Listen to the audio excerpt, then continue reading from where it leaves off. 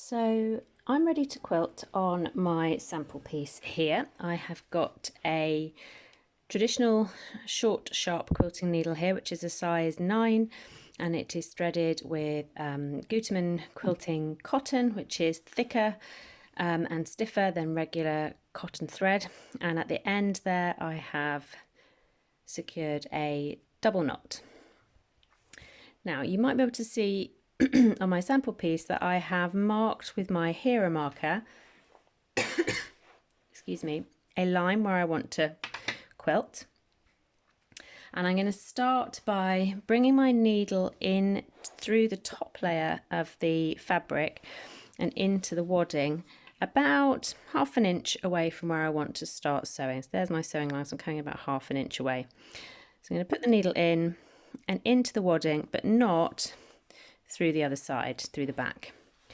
So I'm into the wadding and I'm going to jiggle my needle around a little bit, and you'll be able to feel that as I'm doing it, it's catching the fibres of the wadding.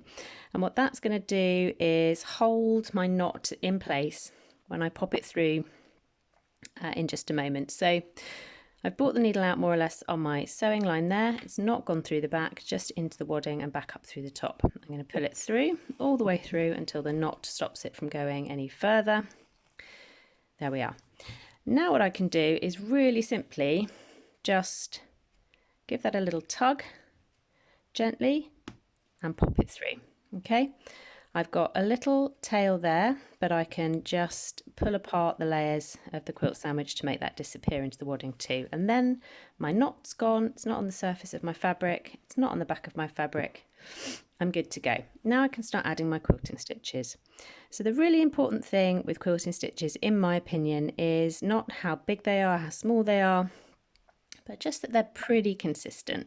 So I'm going to try and add along that marked line a little row of stitches that are probably a little bit bigger than my average, but more or less a consistent set of hand stitches for me. Now I'm not the world's most graceful hand quilter, so I'm afraid I don't load stitches onto my needle. I kind of stab up and down, but I get it done, and that's fine. But what we're aiming for, and that's not the best example, is more or less even stitch length, and with the space in between the stitches mirroring ideally the length of the stitches, so that everything's nice and consistent and even, and that's much more pleasing on the eye than if they are inconsistent. But that takes a little bit of practice, so that's why it's worth creating a little sample piece like this to practice and get into your rhythm. It's also important to use a nice new sharp needle as well. So here I go. I'm going to put this last one through, and now I'm going to pretend that, say, either, oh dear, those aren't the best stitches in the world, but never mind. Now I'm going to pretend that I have either nearly run out of thread, or perhaps I'm just approaching the end of the particular piece that I want to hand quilt, and I need to come out now and bury my knot.